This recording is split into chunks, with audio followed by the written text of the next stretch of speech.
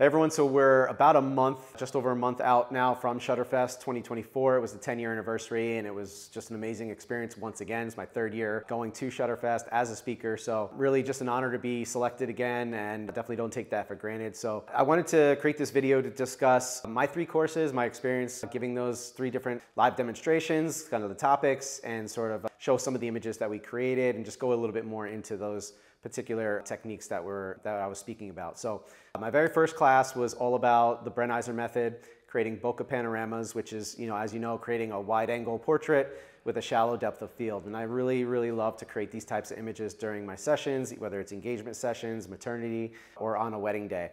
And it is a process that does take some time to kind of get used to, and there's a method behind how you create these things. But it was a really great class. We're going to show an example of an image that I created with our model couple. Now, the biggest thing here is that typically when I create these images, I'm aiming to do them outdoors in natural light, because we really want to find environments that will give us the best opportunity to showcase foreground and background elements and really bring depth to the image, because this type of technique really creates more of like a 3-dimensional sort of a feel where our couples or our subjects tend to really pop. And of course, the wide angle of view that we get with that combination of the telephoto feel is something I just truly love. So I'll show you an example here, then I'm going to show you a couple of other examples that I have created while out on location during e-shoots or weddings.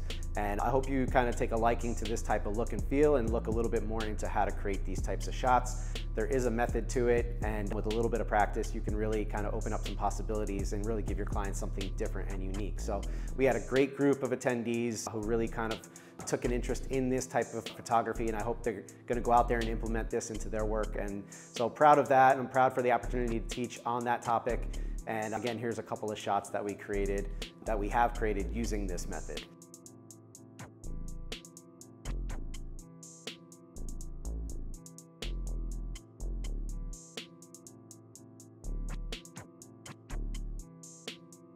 So the second class that we taught was all about off-camera flash compositing techniques. So I love, again, to use this in my work big time, where I'm getting my light, big softbox guy, real close to my couples or to my subjects, and then creating a plate shot where I can then easily layer in Photoshop my lighting assistant or my light modifier out. It gives me that nice big soft light that I love to have, obviously without seeing the equipment in the shot. And what it allows me to do is really gain control of an environment, especially when certain conditions might be up against us as photographers. I know that I have the control to go in there and create my own scene, create my own look. And I love the look that it actually gives to the viewer. It's sort of this surreal, like how was this created type of feel, because obviously the quality of the light is there, but you don't know where exactly it's coming from. So that's something I really love about it. And I really think this is part of what helps me stand out in my local market, is my ability to create this look and feel that's just different from regular portfolios shooting regular natural light. I love natural light, but the off-camera flash compositing is something that truly just draws my attention. And again, I hope this opens up your eyes to certain possibilities that are out there. So, the whole technique behind that is really just either, you can start out by using a tripod if you need to, but over a period of, practice and just kind of trial and error, I've learned ways to be able to hold myself still as possible between the actual shot with the off-camera flash and then the shot following where the assistant walks out. And a lot of this comes down to communicating with your assistant or whoever's helping you in the moment, just having some signals. For us, it's just kind of like, hey, they know that after 2 or 3 shots, which I do definitely recommend that you take when you're creating these, because number one, that first shot, if you're just relying on that and you're not focused on sort of chimping and looking at the picture you've gotten, you might end up where one of your subjects has an eye closed or something, where it's not perfect. So I always take at least 2 to 3 before my assistant walks out. So they'll know after the 3rd flash, walk out of the frame, turn that light away from the scene. I don't want that plate shot to have any kind of light pollution coming from that off-camera flash. So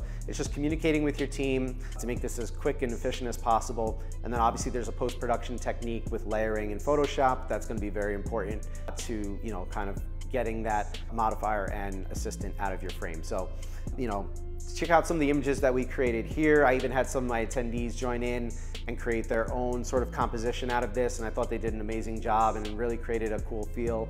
My models, again, were awesome, and so enjoy some of these images, and again, some of the images I've created out on jobs of my own, and hopefully it opens your eyes and you find an interest in creating one of these shots on your next shoot.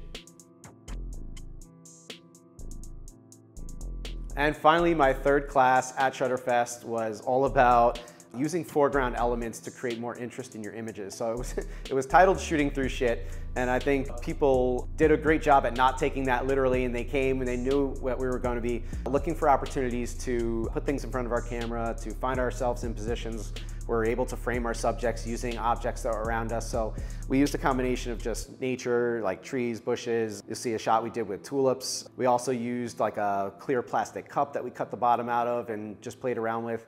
We used prisms as well. Prisms created a lot of cool different shots, and I think the attendees enjoyed seeing sort of like what that can bring to the table.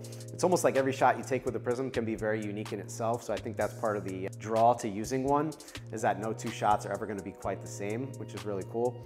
And then I believe we did we had used the copper pipe, which to kind of create that effect where to really take advantage of this, you'd want to be outside and create sort of the ring of fire. I just did a shot recently at an engagement shoot where we did this technique, so I'll show that image here. But you really want to be out during the late day sunset. You want that sun as low down as possible to the horizon to really be able to use that kind of copper pipe to create that feel. But I think what it was just coming down to is just being able to look for objects around you, some unconventional, and just kind of play around a little bit, experiment, and see ways that you can create different looks and different types of images by utilizing things that are around. And sometimes it could be the most random objects. Like I said, we used a plastic cup and cut the hole out of it. Like just thinking outside the box, training your eye to see things a little differently than just sort of the norm that we see every day.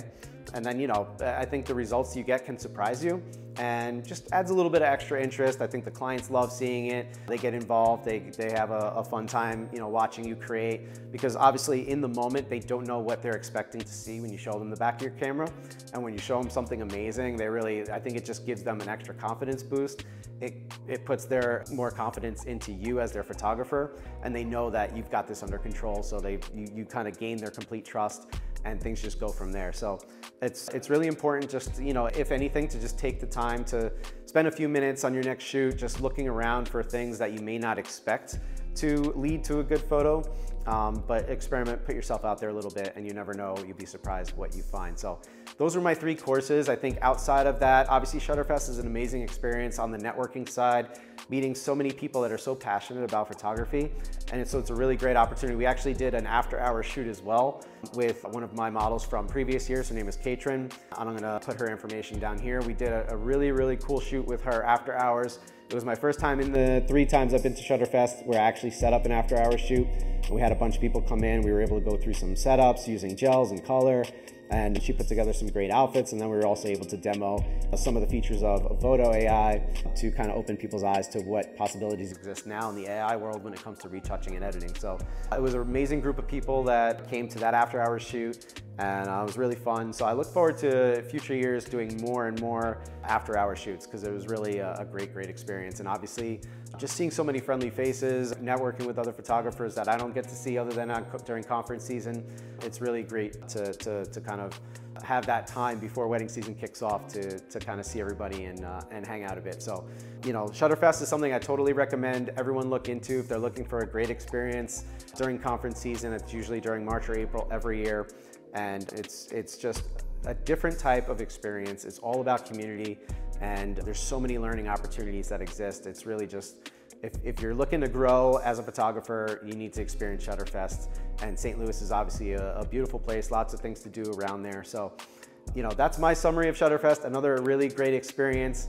It feels like every year we get a nice little tornado warning in there, so that spices things up. But everything worked out, everything was great, and, you know, definitely recommend checking it out. So I'm gonna show some more images here of the last course that I mentioned. And, you know, if you have any questions about Shutterfest, any questions specifically about the techniques that I use to create any of these images, I'm definitely an open book, so drop a comment down below, and hope just sort of hearing this summary of my experience is helpful. And hopefully I'll get to see you guys out there during one of the next Shutterfests. So appreciate your time, and see you guys on the channel on the next video.